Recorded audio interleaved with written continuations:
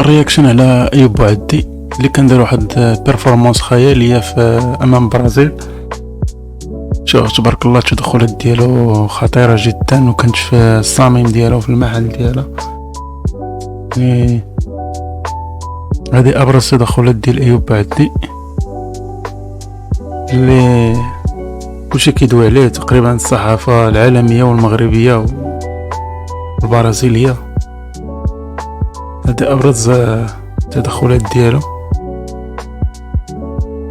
تبارك الله ما شاء الله. كان عنده واحد بيرفورمانس خياليه، لا هو ولا باقي اللاعبين، ولكن هو اكثر. هو اللاعب اللي كان كما كتعرفوا اللاعب ديال الوسط يعني كيكون عليه واحد الضغط كبير، واحد كما كنقولوا هو اللي كيدور الكره، هو اللي كيعطي المفتاح لباقي اللاعبين.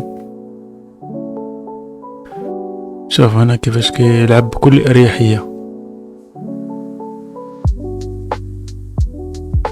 كما خلاو المغاربه قال لك كنلعب بالكوستيم.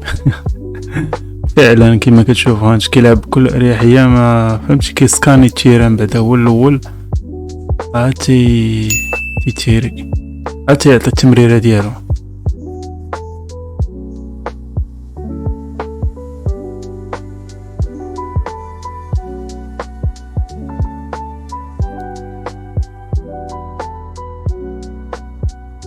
التدخل خطير هذا امام كونيا.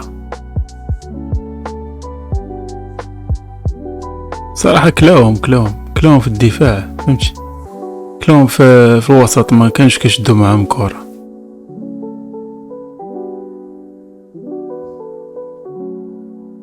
قلت لي وصلت لهنا يدير ابوني ولايك. ثانك يو.